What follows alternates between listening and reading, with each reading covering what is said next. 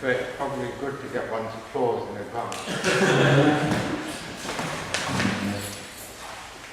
Well, so I'm afraid the lecture got very behind schedule, and today's my last opportunity. So I shouldn't look backwards, but all the same, I'm going to make just one remark about the. I had one piece of repentance about the last lecture. I was talking about three-tier field theory, and remember I wanted to explain it in terms of explain how one could get the invariant for a closed surface by dividing the surface up into curvilinear polygons. And I imagine the surface was divided up into some kind of pieces, and I put little terminals around these pieces. So I have two sets of terminals, positive terminals and negative terminals. And you may remember I drew a picture like this. I said we had a cobordism, two cobordisms from the empty manifold to the disjoint union of these two. And a cobordism from that to the empty manifold. These three cobordisms were given, one of them was given by going around the edges like that. Another was given by going across the edges like that. And the third was given by going along the edges like that. So these three cobordisms. And then I said that the union of these two cobordisms was a disjoint union of circles, one circle around each vertex. So this cobordism broke up into a union of circles, one for each vertex. Outgoing cobordism broke up into disjoint union of circles, one for each face in the decomposition. And remember, I had a cobordism across here. That was a cobordism which corresponded to the little rectangles along the edge. So it was a disjoint union of those things. And one thing that I didn't quite say properly, I explained that this operation, you see, which went from a tensor product with copies of the category associated to a point, one category with point of T minus, goes one to each category of T plus, and then one applied this formula.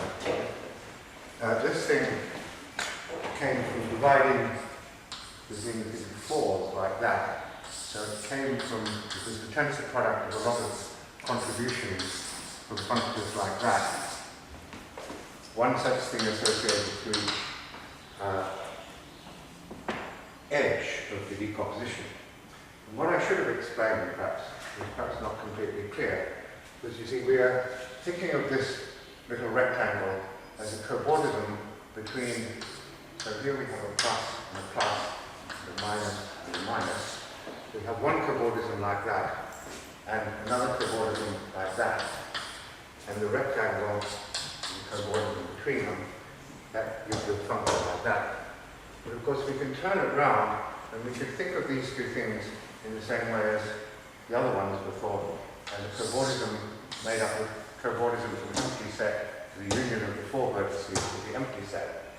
And then the space of transformations and functors between the two cobordisms we had there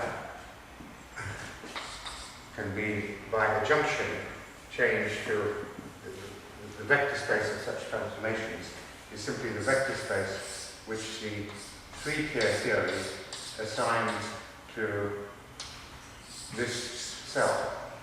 And so the upshot of the whole thing is that the invariant for the closed surface is a tensor product.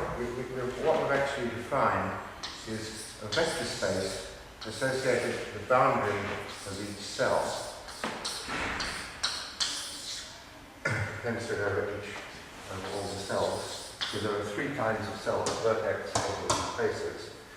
And we've said that we have, by this strategy, a way of tensioning all those things together and getting a number. So you see we just have to give ourselves a vector in each one of these things. So a contribution which is purely local, either made from that, or from that, or from the interior of the face. I wanted to explain that the upshot was, in fact, the thing of that form. Now, however, I want to come to today's lecture a bit related. And the main point of today's lecture is to... what happens in this case if you don't have a boundary? Sorry? If you don't have, if you have a closed center, you don't have a boundary, what happens in this, for this tensor? Yeah, you see, one of the things I explained was that C of the empty set necessary is the category of vector spaces. You see, so when you have a cobordism from empty set to empty set, like that, then you see this gives you a function from vector spaces to vector spaces, and that's an additive function, so it will be determined by what's just by the complex numbers. And we can identify such a functor with the vector space f of C. So just as we,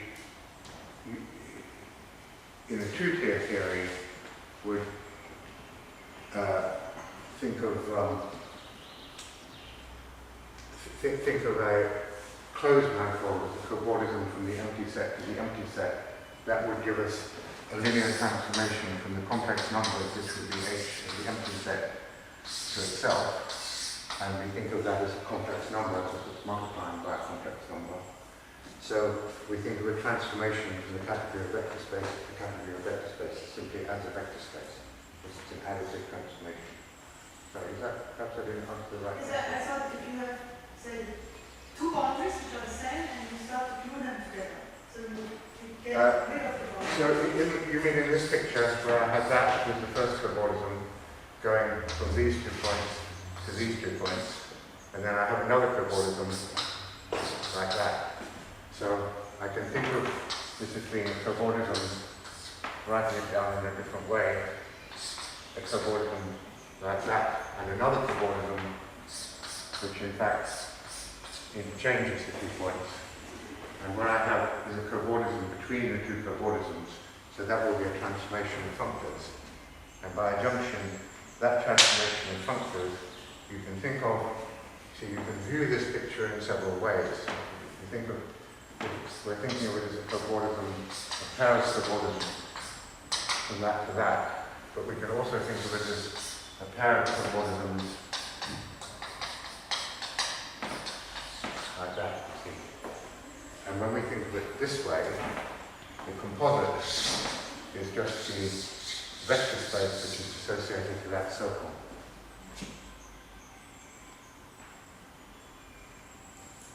So I'm not sure how to answer the question. I will ask afterwards. Yeah, you ask me afterwards. We don't care about foundational questions, and certainly the category of vector spaces is not a set, but a class. I'm not getting into that. So I want to talk about the.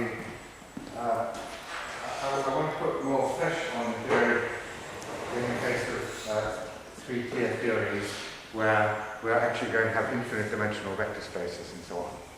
So I want to say something about what kind of categories we're actually going to have in this kind of discussion. Now remember, in my very first lecture, or perhaps in the second lecture, I talked about the category of vector spaces, and I explained that because the vector space was going to be associated to a codimension 1 manifold in my picture, and that was to be thought of as a germ of a d-dimensional manifold along a d-1-dimensional manifold. The vector spaces that I considered always came, perhaps the best way, I like to think of them usually as a pair of vector spaces like this, where this is a direct system indexed by the slices, so to speak, downstream of the one you're interested in. And this is an inverse system.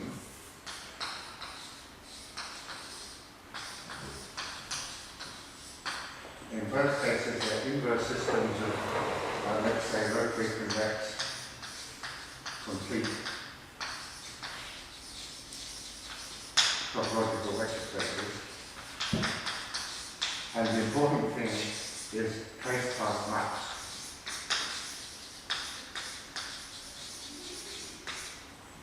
Right, so this is a direct system of such things, and this is an inverse system of such things. And there's a map from this one to this one, of course. And if you like, you can replace this direct system by its direction and its inverse limit on the other side. That won't make much difference for most purposes. But strictly speaking, they're families. So this is an ind object in some category, and this is a pro object for what it's worth. So this is what I mean by vector space. Now, you see, when I go down to codimension 2 and talk about the category, which I think I associated with V minus 2-dimensional manifold sigma in the previous talk, I said this was to be a C-linear category. Additive category. So that means that when I have two objects, x and y, the morphisms in this category, from this to this, are of course meant to be a vector space. Well, they're meant to be a vector space in the sense of this category of vector space. So a vector space always means this more generalized kind of vector space. And so they're the kind of categories which we're going to be concerned with in the examples I'm about to tell you. And the point about the categories of this kind is that we can tensor objects.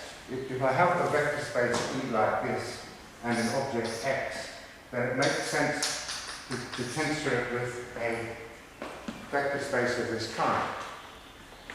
You see, I said yesterday that when you have such a category, you can always tensor an object with a finite dimensional vector space, but you can always tensor it with one of these vector spaces.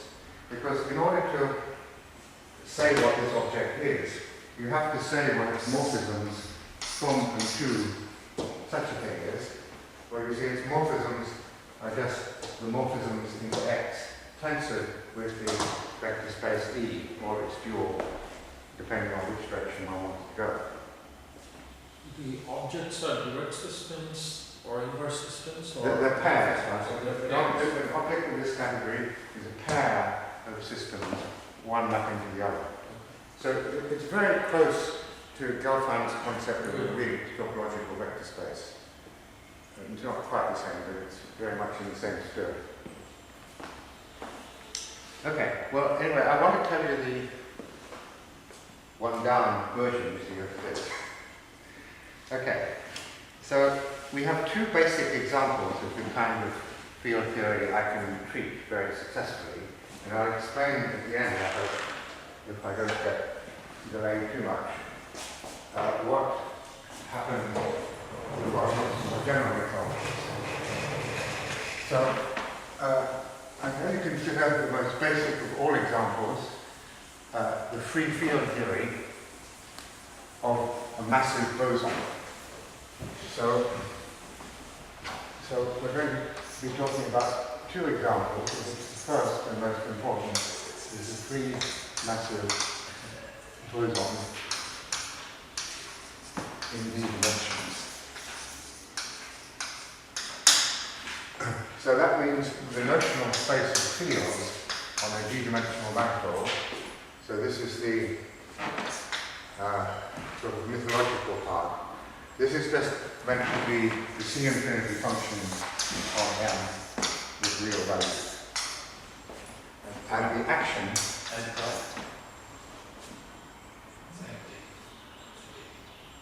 okay.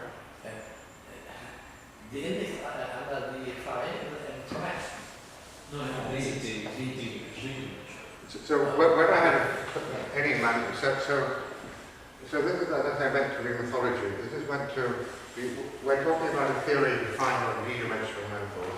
When we have a d-dimensional manifold, the field notionally is simply a smooth real value function of it. So this is the mythological part of the story. And the action of such fields is meant to take a field phi, which is half the integral over M. So this is meant to be a Riemannian manifold of d phi star d phi plus m squared, m is the mass, phi star phi. So that's a top degree form which you can integrate over an oriented manifold. And so we're interested in the path integral made out of that theorem. Anyway, this is a case we can do because this is a quadratic function on a vector space, and we have a good theory of Gaussian integrals even on infinite dimensional topological vector spaces. However, I don't want to teach you the theory of Gaussian integrals today. I want to say that we're going to associate to a closure, first of all, d minus one dimensional oriented manifold, a vector space, Hn. And it will really be associated to a germ of the manifold, as I've explained many times. So the question is, what is this manifold?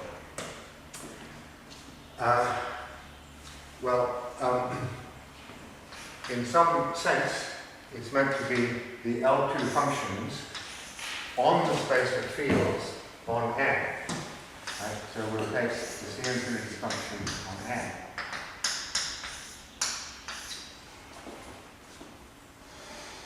But what does that mean?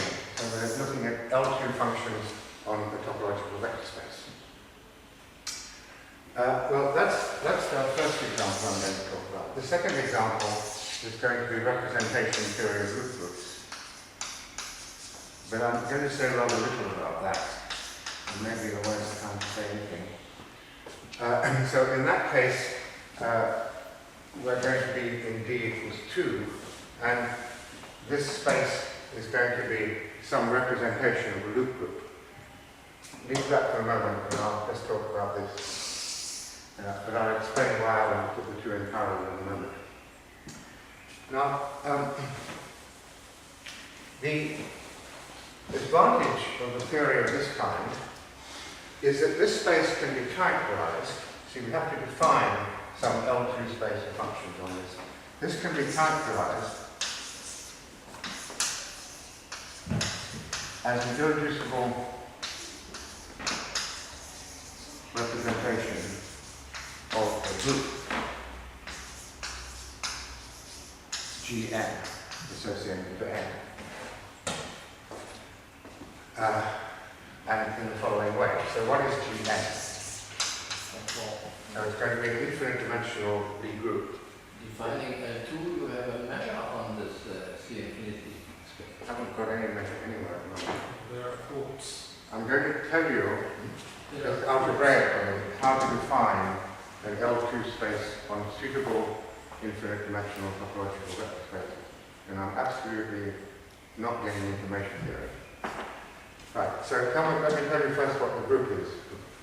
Well, I'm going to take, just for uniformity, let me write this as the north forms on the manifold N. So I'm going to take the north forms on N. You'll see why I was writing it this way in a moment. So I write down the vector space, which is the direct sum of the north forms and the d minus 1 forms. So that N is dimension d minus 1, so they're top forms. So these things are naturally in duality.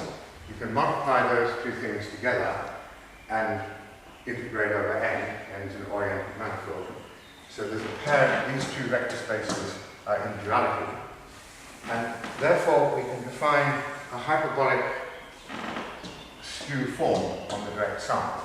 The unit matrix would be off diagonal. We have something here, the pairing, and it's transposed down minus it's transposed down that. So we take the standard hyperbolic form on that. So it's a skew form. When you have a vector space with a continuous skew form on it, you can define a Heisenberg group. So the Heisenberg group is an extension of this vector space by the circle. So we have an exact sequence goes to this vector space.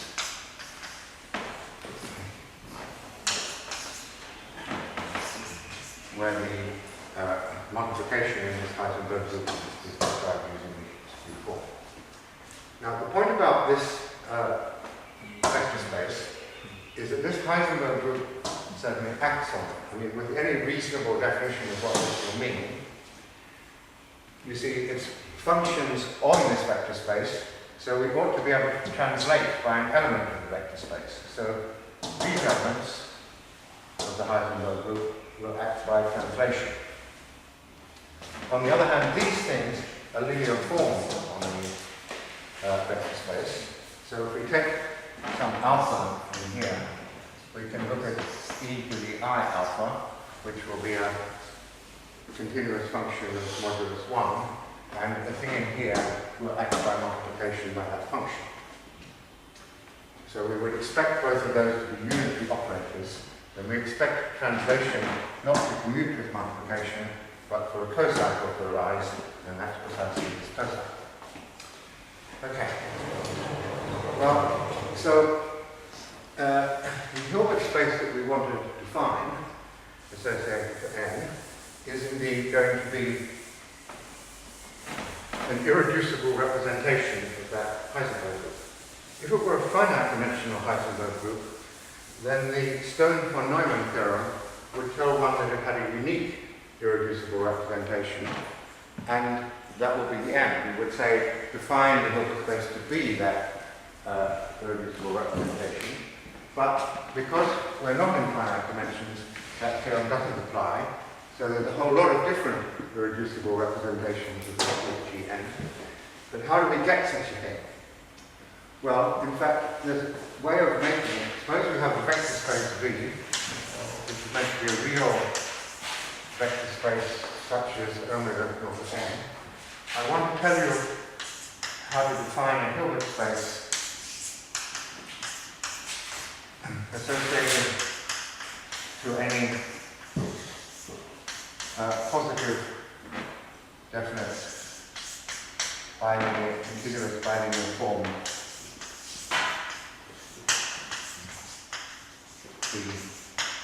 V plus V. So what are these things? Well, it's going to contain elements which we can write like this. First we make psi and V. Let's define some functions on V. Well, we have an obvious Gaussian function.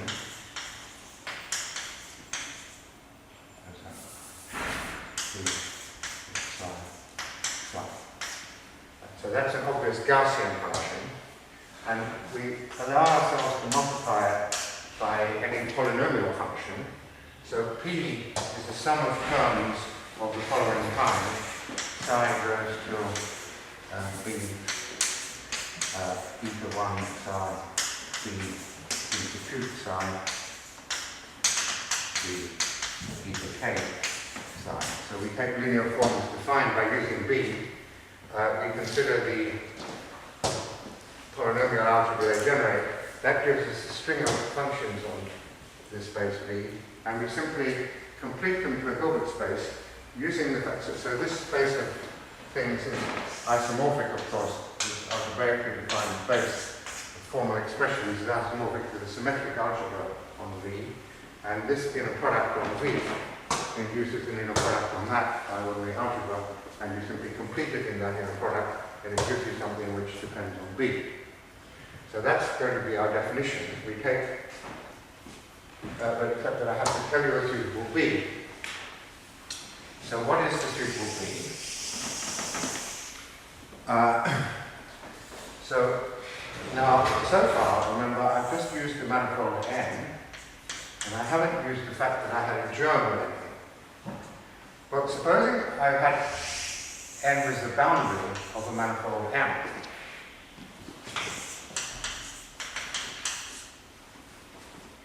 Well, in that case, of course, I want to get a vector, um, in this proposed space.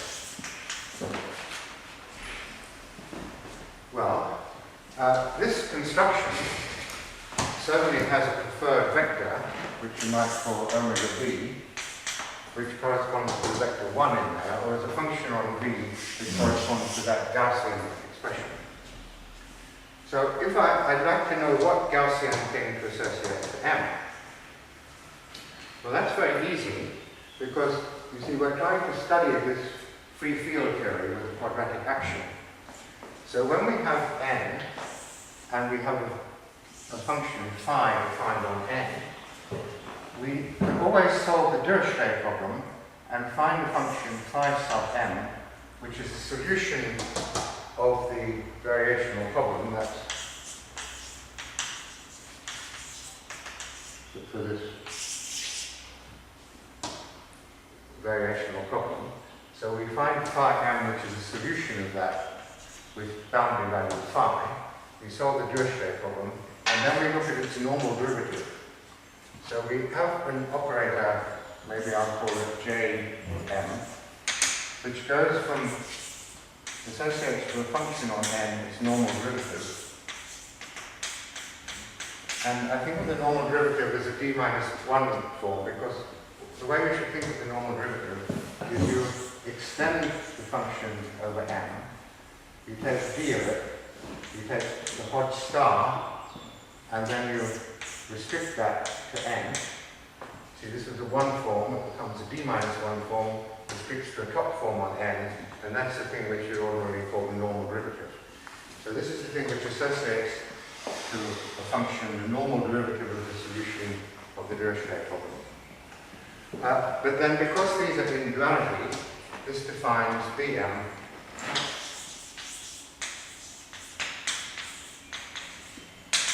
on the north.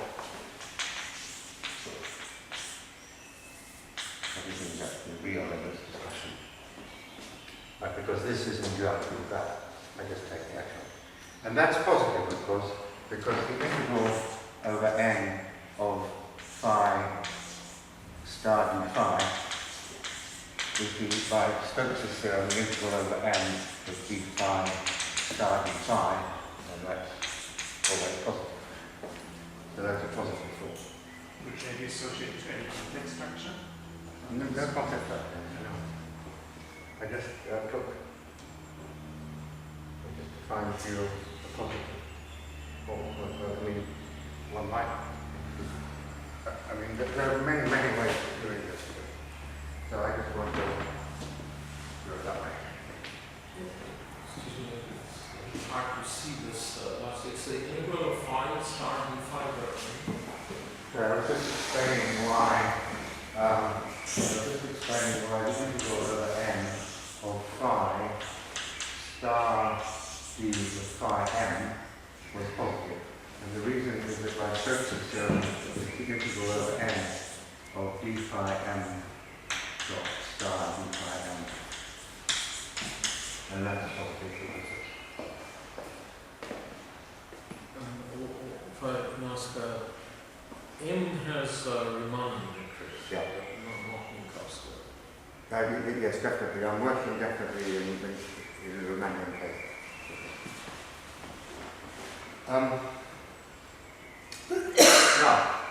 So this defines so by this construction, this defines such a Hilbert space. Except that it depends on m.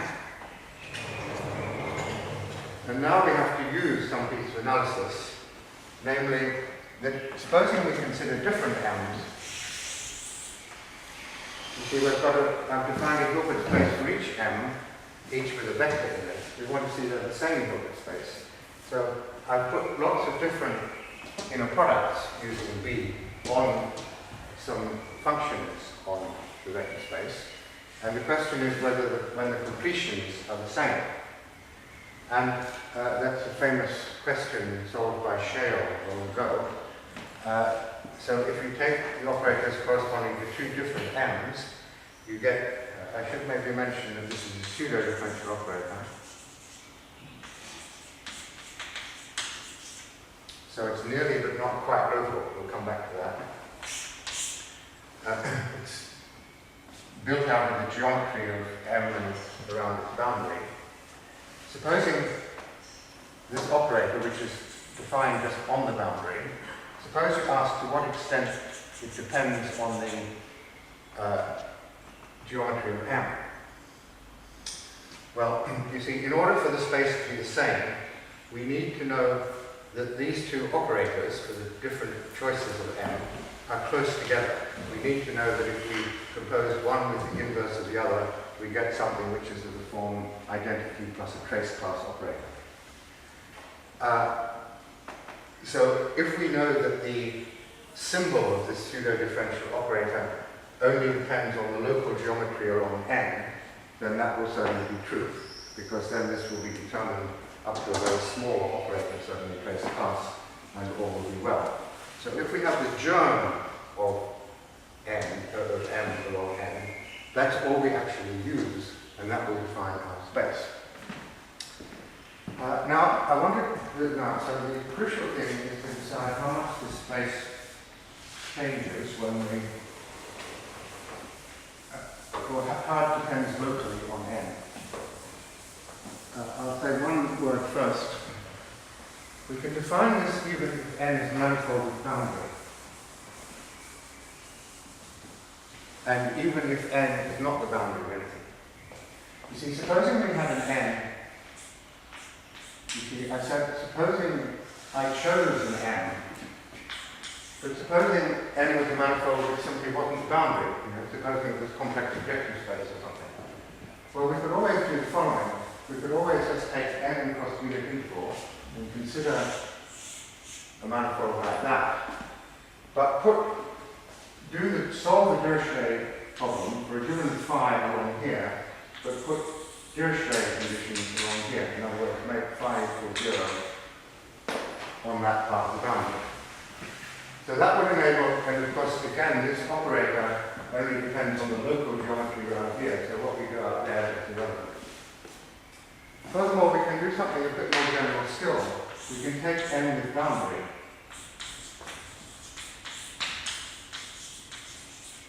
And we could take, again, a manifold n plus unit equal. And we could solve the Luna problem here. We could solve, supposing phi has compact support contained in the interior of n, so it vanishes in the boundary. We can solve the Dirichlet problem by putting 0 boundary conditions all around there, and that will give us, again, a structure.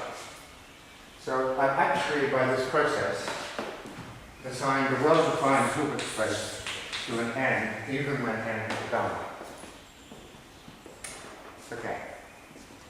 Now, the question is, to what extent is this local in n? And so the question is, if we write n as n1 union n2, intersecting along some codimension 2 submanifold sigma,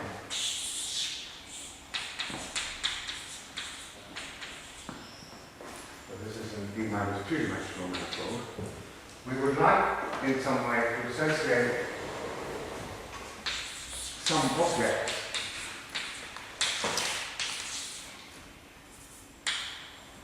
well, of course, the simplest thing would be if this happened to be isomorphic to this tensor product.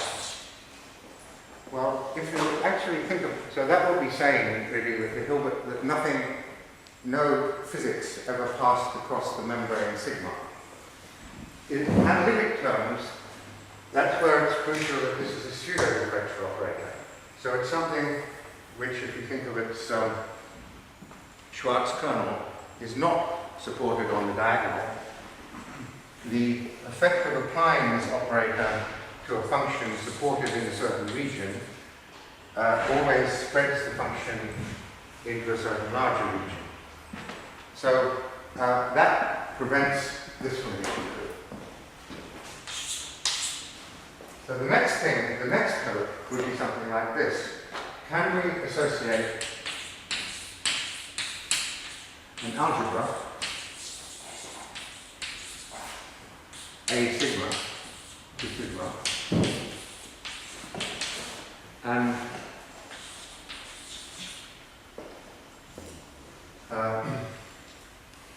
say a right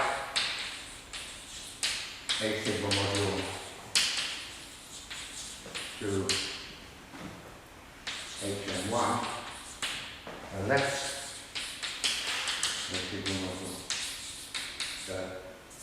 hn1 to n1, the right one hn2 to n2, so that this was true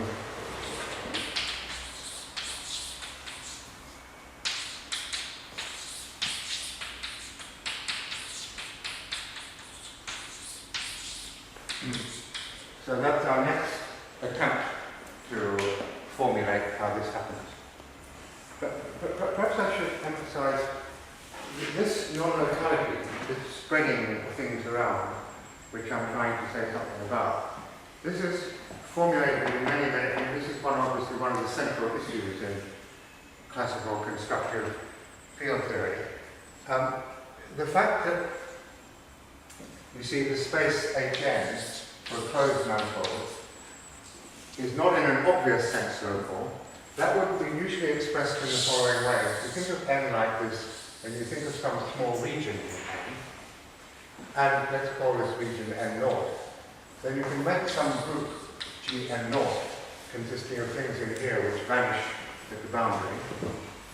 And it's known that if you take any vector you like, in fact, in here, but in particular one of the things associated to making n the boundary of something, that if you let this group act on any vector at all, where you just look at the part of the group that's supported in a little tiny region, then this already spans, it generates all of Hn. It spans Hn topologically. You see, that's called the Schlieder theorem.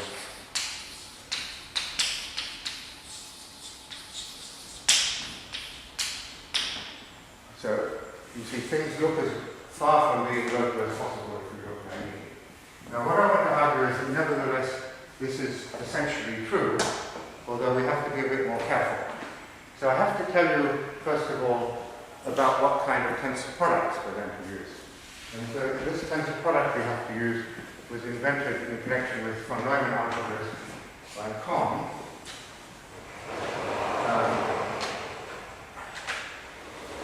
I'm somehow got very familiar with the pun, with much emphasized by my former colleague Anthony Wasserman, who this is often called the fusion tensor product. And he always refers to it as confusion.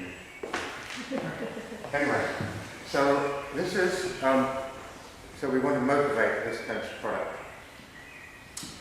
So one way to motivate it is like this. So now let's start from the beginning. We have some smooth manifolds, and suppose we have two finite dimensional vector bundles, a complex vector bundles.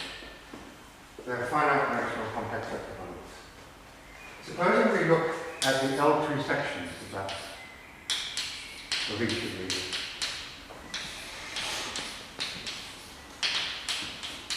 So those are two Hilbert spaces. Now, of course, one thing I could do would be just brutally take the Hilbert space tensor product. There's a standard way of making a Hilbert space, which is the tensor product of two Hilbert spaces. This would, of course, not be the L2 sections of the tensor product, but this would be the L2 functions of m plus n, with sections in what's sometimes called the external tensor product of the two bundles. Now, however, what I would like to get is something different. I'm interested in constructing the L2 sections on M of the normal tensor product. So this is another Hilbert space. So how can we make this out of these two ingredients? Well, again, the first thing you attempted to say is that this would be the tensor product over the algebra, the commutative algebra of C infinity functions on M. You see, this is a module, each of these is a module of this commutative algebra. You'd expect that these would be like this. Now, once again, that's clearly false for lots of reasons. If you think of it in terms of going to n plus n first, you can't restrict an L2 function to the diagonal. Doesn't make sense. Another thing is, if you had two L2 functions and you multiplied them pointwise, you'd get something that was in L1, not something that was in L2. So there's no bilinear map from this process to this. Well, there are lots of other things, but the intelligent way to look at it is to see that I've left out something. What do I mean by this? This is some Hilbert space, which is the completion not of the smooth sections of E, but the smooth sections of E tensored with the line bundle of half densities. To make the L2 sections, you first of all tensor your line bundle with the line, you tensor your vector bundle E with the line bundle of half densities. This gives you a half density section, and then you complete, they have an actual inner product. Suppose these are Hessian vector bundles, and you complete it.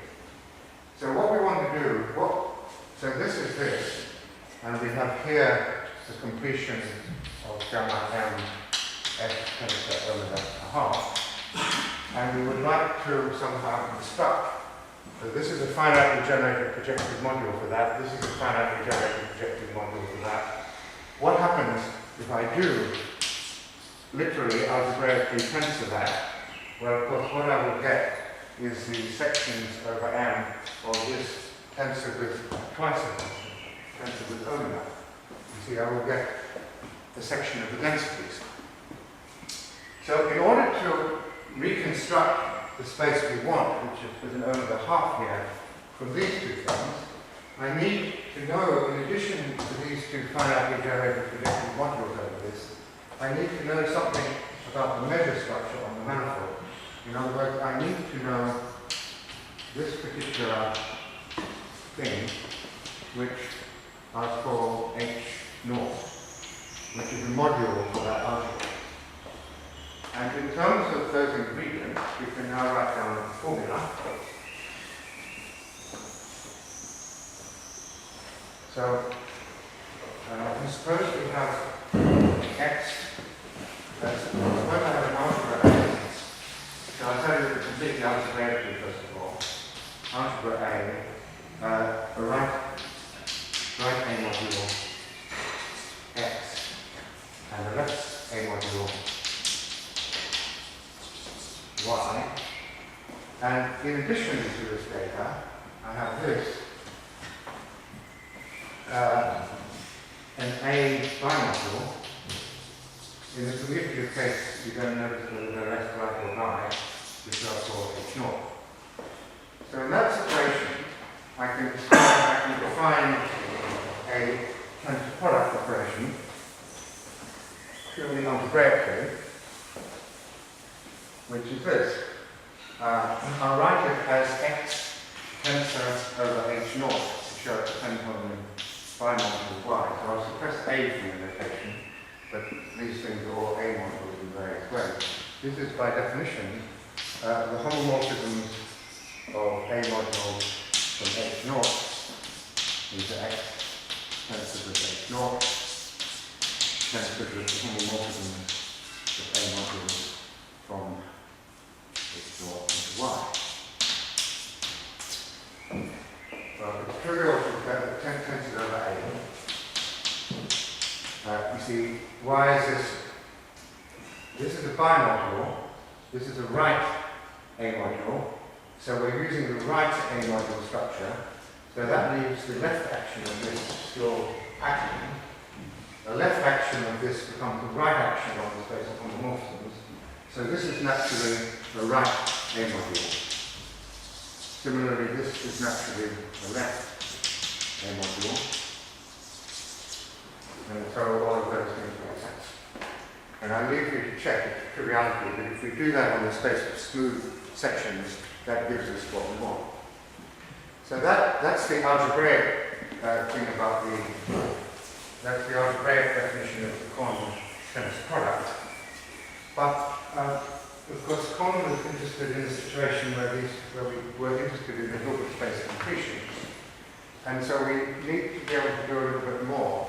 Suppose these two, the algebras of course are not Hilbert spaces, and these would mean bounded operators, so these would be some kind of Barnard spaces, they would be Hilbert spaces. But I want to define a hidden product on this, assuming H naught x and y are Hilbert space structures. So supposing I take something, I'll just write it rather schematically, x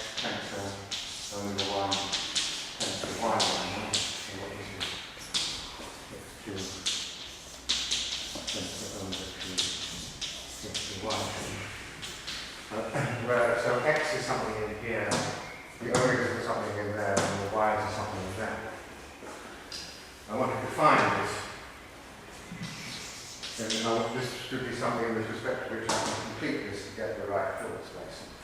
Well, it's going to be an inner product in H naught. So omega 2 omega 1 in something active. Now you see we have our two x's, x1 and x2, things like that.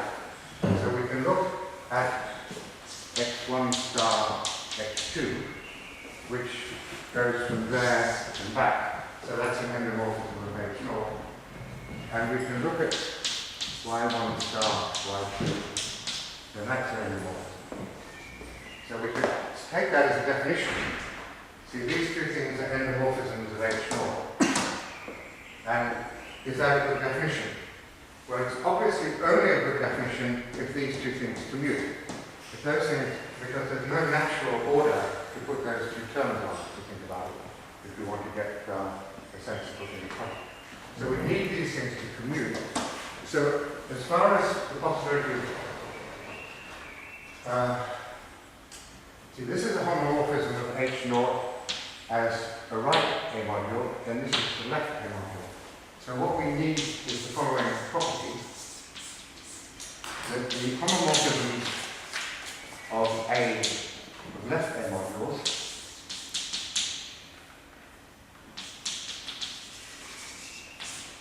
of H naught and homomorphisms of right A modules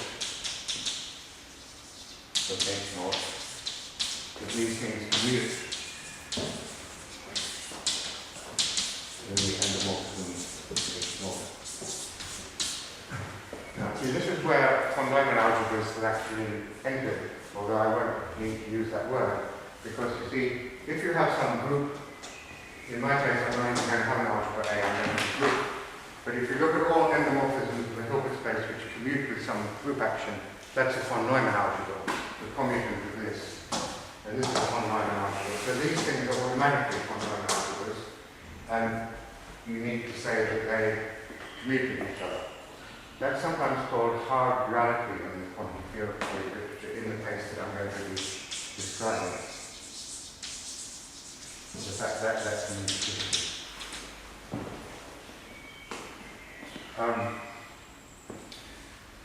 Okay, now I want to explain two more things, possibly three, but I want to come. Or three.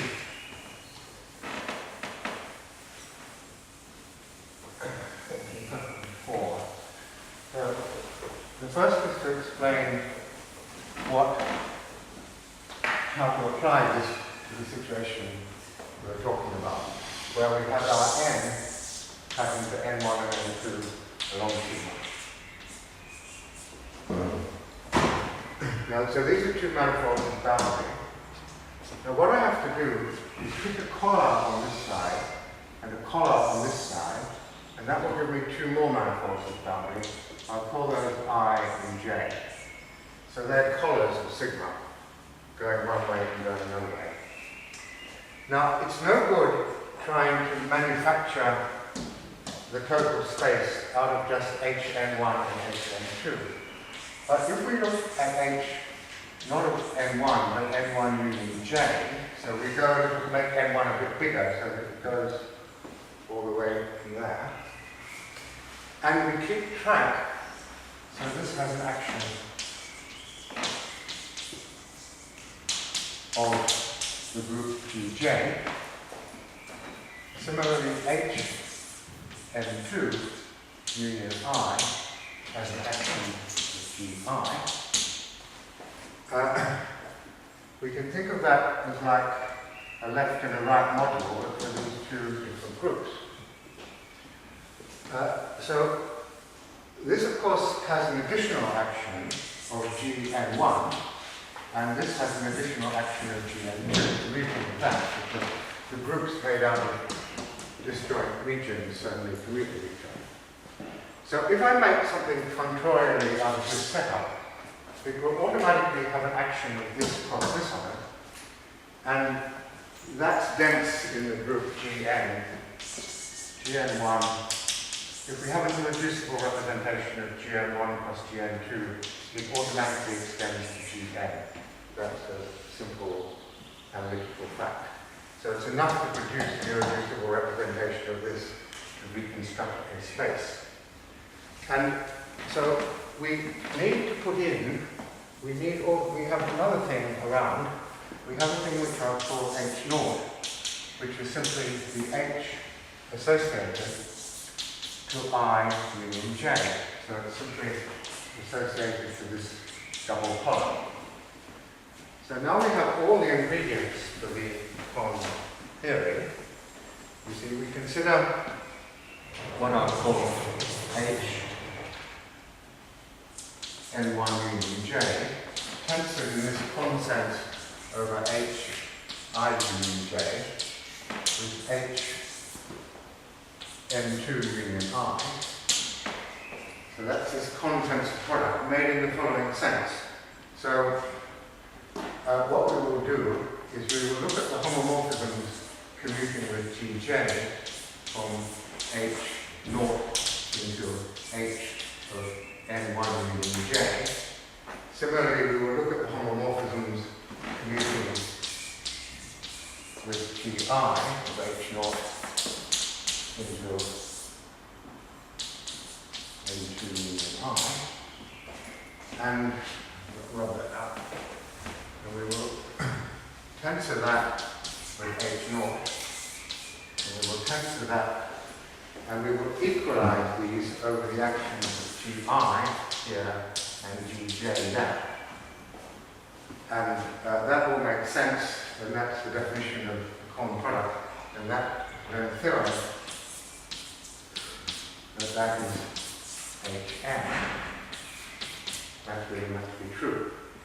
It's not completely trivial, and it involves very much this the hard duality statement is precisely the fact that if you look at the actions of Gi and Gj on this space associated to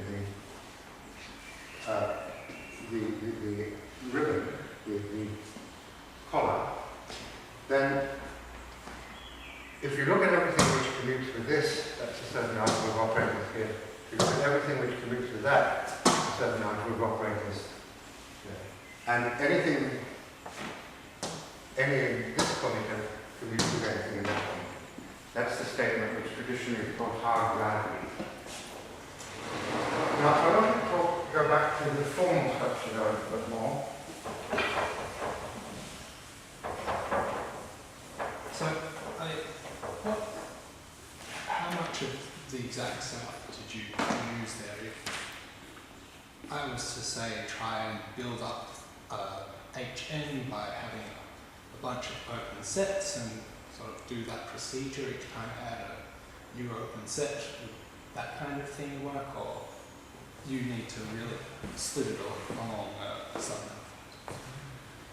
Well, I don't know how to do it. I think maybe there are other ways. But the important thing is that the crucial thing analytically, you see, is that when you have, if you simply made the space, sorry, this is say N1. If you made a space associated to N1 by trying to put Dirichlet boundary conditions there, and then let Gn1 act on it, you get completely the wrong representation of Gn1. But if you extend this a bit more by adding on this J, then you get a space on which, of course, an additional group acts. And, of course, as a representation of G of N1 union J, it's definitely the wrong space. But when you restrict it just to this, so keeping away from its boundary, then you get the right representation. It's in fact a type 3 representation, so it's all analytically quite subtle, and I'm trying to sort of package it in a very algebraic way. I don't think I can say anything more helpful. I mean, you could try all sorts of things. This is the only way I managed to do it. I'd like to say something more about the formal structure, because I only have a tiny bit more time. Namely, one of the other things, remember right at the beginning I sort of tried to tame the concept of an infinite dimensional topological vector space by considering things which had these semigroups effectively acting on them, so that I replaced the vector space by a pair consisting of a pro space and an in space. Well, in the theory of, say, von Neumann algebras, when you have a von Neumann algebra A and what's called a state, that's just a linear form, then there's a famous thing which is used to sort of tame the theory, which is called the Tomita-Takasaki flow.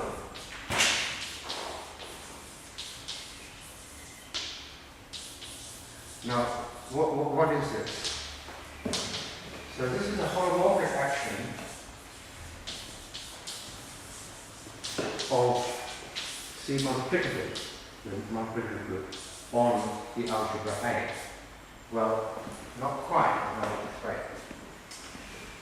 So this is meant to be an honest algebra, and here we have a group which contains the bialgebra isomorphism. And when I say holomorphic, I mean we have for each z in the group, we have something like this, which depends holomorphically on z. That's what holomorphic is. So this is a complex algebra. Now these things are multiplicative. The real things act by honest maps on the von Neumann algebra, which is star isomorphism of the algebra. On the other hand, when you go off the diagonal, they become, off the real part, you get something which is acting by very unbounded operators, and it's only densely defined. So, as happens with infinite dimensional spaces, as soon as this isn't real, this is really only defined on a dense subspace, and it's extremely discontinuous in the topology of the algebra. Nevertheless, it tames the noncommutative of the algebra in the sense that this is associated to A with theta, and it tames it in the sense that if you see, we would like theta to be a trace.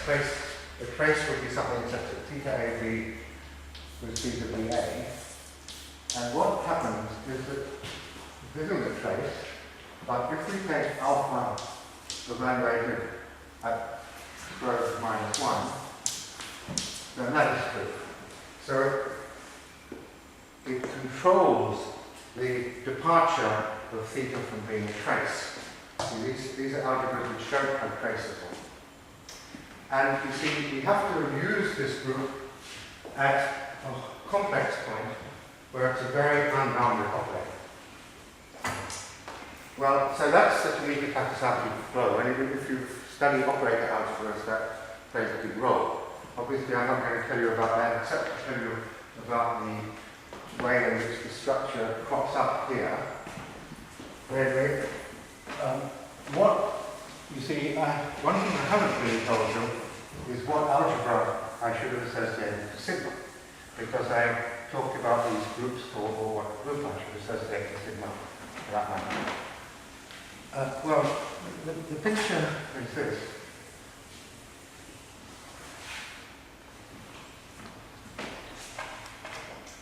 Let's draw dimensions down to d equals 2, so that sigma is just a point. So that we have these n's, sort of n1 and n2 coming in like that. And the discussion I just had, I used two little collars, I and j, like that. But in fact, you see, this is a codimension 2 manifold, and what I'm given is actually a little germ of a d-dimensional manifold around sigma. So I can consider all sorts of little i's and j's like this.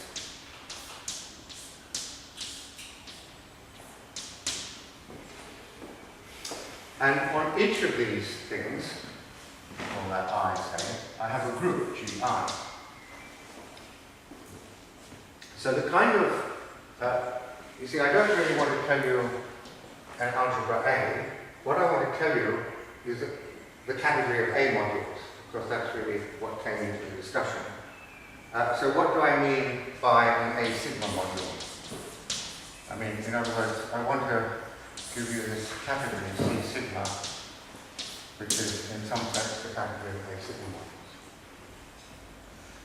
Well, so it's going to be a vector space in the sense that I described before.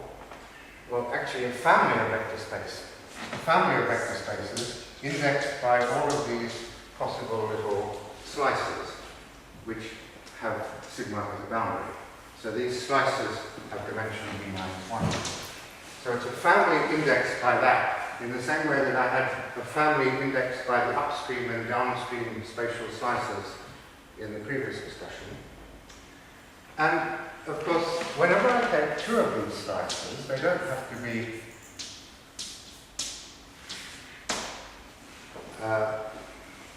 they can make an angle. I can define by construction the space I union J, which is a sort of bimodule, and it will have an action of Gi and Gj.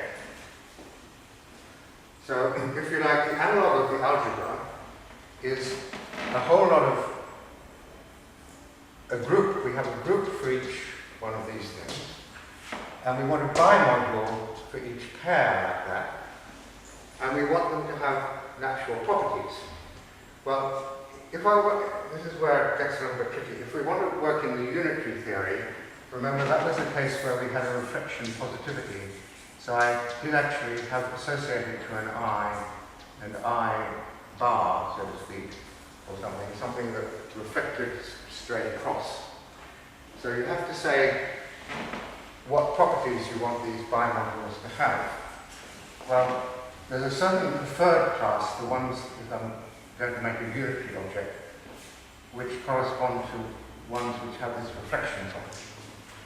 And they're the ones which I use to attach spaces together. But you can, of course, compose these bimodules in any way you like, and you get this coherent family. The only case that I've considered properly myself is a theory in connection with the theory of loop groups, which I haven't had time to tell you anything about. When you consider the representation theory of the loops in a group G, you usually, this is the smooth maps from the circle into G, with the usual smooth structure on the circle. But imagine you drew a circle, say, with a corner in the complex plane, and give the circle the smooth structure arising from that. In other words, you say a smooth function on that circle is something which is the restriction of a smooth function on the plane. So this will have some angle there. Then, aside from the usual category of positive energy representations, you can make a category of representations associated to the smooth structure you put there, and not the same category. A representation which is good for this group is not good for this group. I mean, so I'm changing a group by changing the smooth structure. On the other hand, these groups have a basic representation, the group of representation group given a level, and we can make a basic representation for each angle alpha like that. And what I did check was that if you do this fusion, tensoring over H naught, then you get a very nice property that alpha and beta are the angles through which you get a corner. And so you can kind of, I was interested in this because you see, I wanted to do two-dimensional field theories on surfaces divided up into curvilinear simplexes. So I was obviously very interested in being able to say that instead of a circle, I have something like this, and I wanted to be able to consider representations of a category of representations of a loop group where I had non-standard smooth structures, and that takes you into a different kind of representation. But it's really time for me to stop. I'll just make one more sentence and then I'll stop. Namely,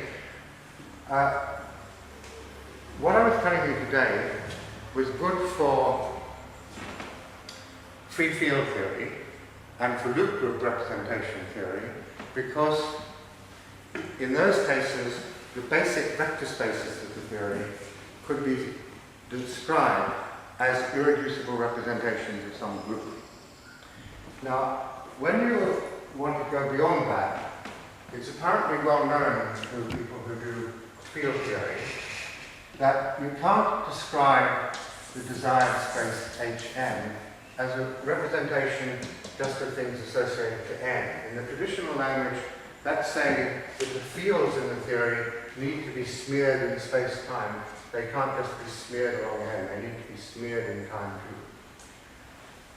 So you need to have something a bit, you can't say this is just a representation of n. But, you see, in my picture, remember, we had when we had a manifold M, we had these spaces of observables associated to different points. And in fact, they have a kind of what we would call, they have a sort of operatic composition law in which fields defined on this circle, fields defined on this circle, go to fields defined on that circle. So we have a kind of A infinity multiplication, or not A infinity, but an operatic kind of multiplication defined on these field operators. And actually what you have here is representations of these more general structures. And I think it's wrong to actually go to the, I mean when you try to force the picture into saying you have a representation of an algebra, that's because you're precisely trying to force everything onto the boundary of your manifold, and you ought to consider all the fields defined in little neighborhoods on one side. I'm afraid I don't have time to go into that now, so I think I'll stop.